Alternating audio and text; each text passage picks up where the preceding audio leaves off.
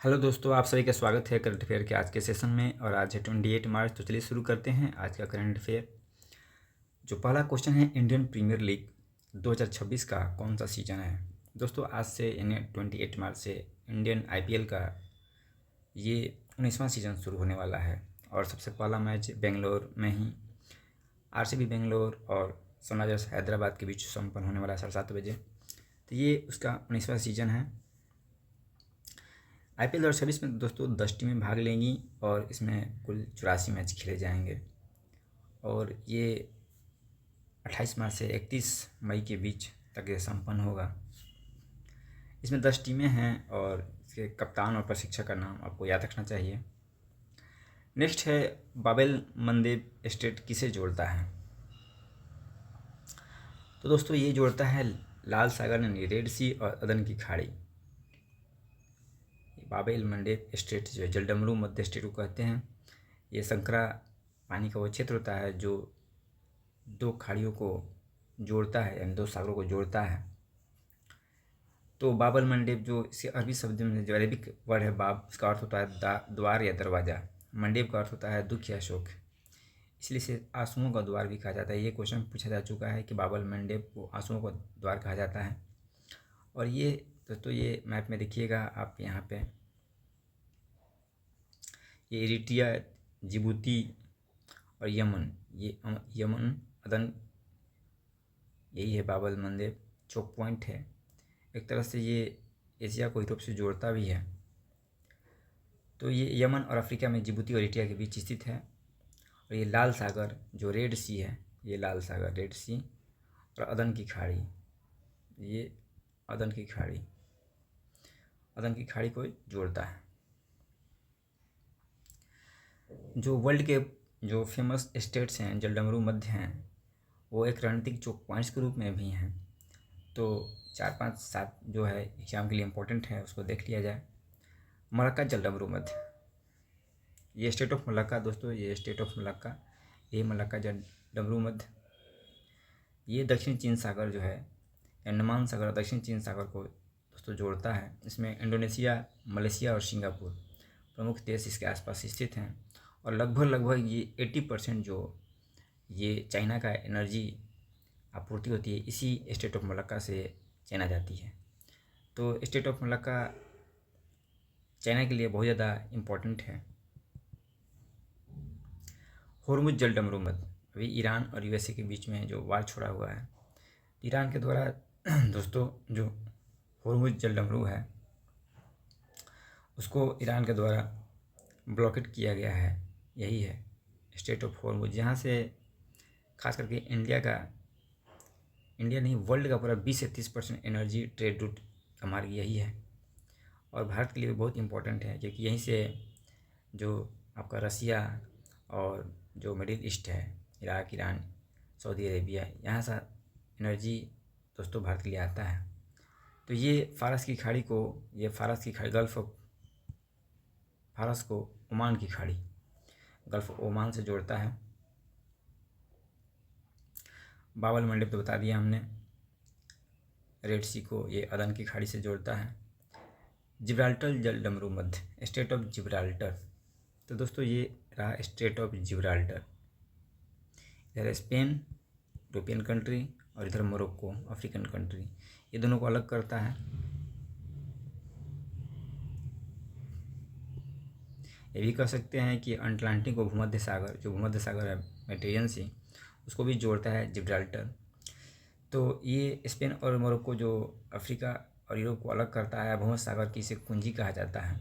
और ये सामरिक दृष्टिकोण से यूरोप और अफ्रीका के लिए बहुत ज़्यादा महत्वपूर्ण है। अगला है बेरिंग स्टेट, ये देखिए बेरिंग स्टेट, ये है बेरिंग स्टेट, बेरिंग की जल संधि। ये दोस्तों आर्कटिक महासागर और बेरिंग सागर, ये है हो गया आर्कटिक ओशियन और ये बेरिंग सागर, बेरिंग सी, ये दोनों को आपस में ये जोड़ता है बेरिंग स्टेट। और मुख्य रूप से ये यूनाइटेड स्टेट्स का पार्ट हो गया अलास्का वाला रीजन, और ये रसिया हो गया, इन दोनों को भी अलग करता है।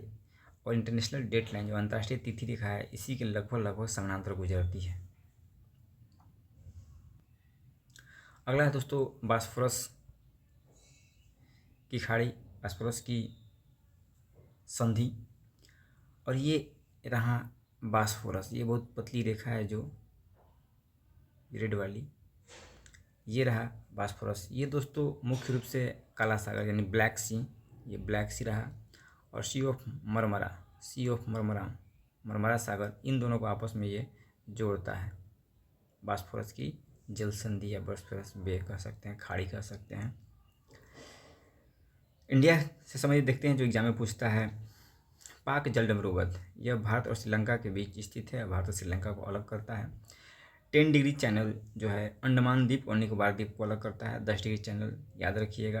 8 डिग्री चैनल जो है ये लक्षद्वीप के मिनिकॉय और मालदीव को अलग करता है। और 9 डिग्री चैनल जो है दोस्तों ये जो मुख्य लक्षद्वीप और मिनिकॉय द्वीप को अलग करता है। अगला है दोस्तों नंदामुरी बालकृष्णा को लाइफ टाइम अचीवमेंट अवार्ड कहाँ दिया गया। यह है नंदामुरी बालकृष्णन, ये तेलुगु अभिनेता हैं और इन्हें दिल्ली अंतर्राष्ट्रीय फिल्म महोत्सव 2026 में इन्हें लाइफ टाइम अचीवमेंट अवार्ड दिया गया है।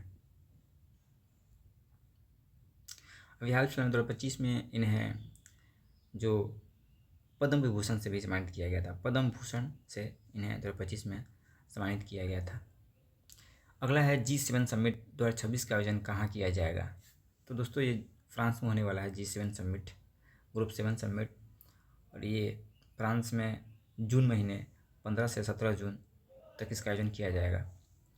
और इसी में प्रधानमंत्री नरेंद्र मोदी को भी फ्रांस से निमंत्रण आया है, वो भी जाएंगे। मुख्य रूप से दोस्तों इस समूह का गठन 1975 में, मैंने कल ही बताया था, 1975 में गठित किया गया था। बाद में कनाडा शामिल हुआ था। 1976 में ग्रुप 7 बन गया, पहले ग्रुप 6 था। और मुख्य रूप से ये जो है दोस्तों एक डेवलप्ड, जैसे America, United kingdom, France, Germany, Italy, Japan, Canada, ये सब डेवलप्ड कंट्रीज हैं, उनका एक अनौपचारिक समूह है। अगला क्वेश्चन है NALSA versus union of India 2014 किससे संबंधित है। ये संबंधित दोस्तों ट्रांसजेंडर अधिकार। National legal service authority versus union of India, ये बात 2014 में ये ट्रांसजेंडर अधिकारों से संबंधित था। और हाल फिलहाल में ये चर्चा में इसलिए रहा कि लोकसभा में जो ट्रांसजेंडर व्यक्ति हैं उनके अधिकार संरक्षण के लिए एक संशोधन विधेयक पास किया गया था। तो एक कमेटी बनी है जिसने ये आग्रह किया है कि इस जो विधेयक है उसको वापस लिया जाए। क्यों वापस लिया जाए, उसका प्रमुख कारण ये है कि जो इसमें ट्रांसजेंडर का परिभाषा है उसमें चेंजिंग किया गया है। और नालसा बनाम भारत संघ मामले में जो ट्रांसजेंडर थे उनको दोस्तों मुख्य रूप से सेल्फ आइडेंटिफिकेशन के आधार पे ही मान लिया जाता था कि ये ट्रांसजेंडर है। यानी कहने का मतलब ये है कि ट्रांसजेंडर कौन होगा।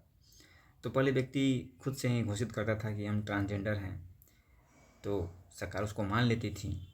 अब इस परिभाषा को चेंज करके बदल दिया गया है और कहा गया कि इसके कोई व्यक्ति ट्रांसजेंडर तभी माना जाएगा जब एक मेडिकल टीम जो है, यानी सीएमओ के नेतृत्व में, चीफ मेडिकल ऑफिसर के नेतृत्व में उसको घोषित किया जाएगा। डॉक्टरों की एक टीम बताएगी कि नहीं ये व्यक्ति, इसमें ये चीज़ें हैं, इसलिए इसको ट्रांसजेंडर घोषित किया जाता है।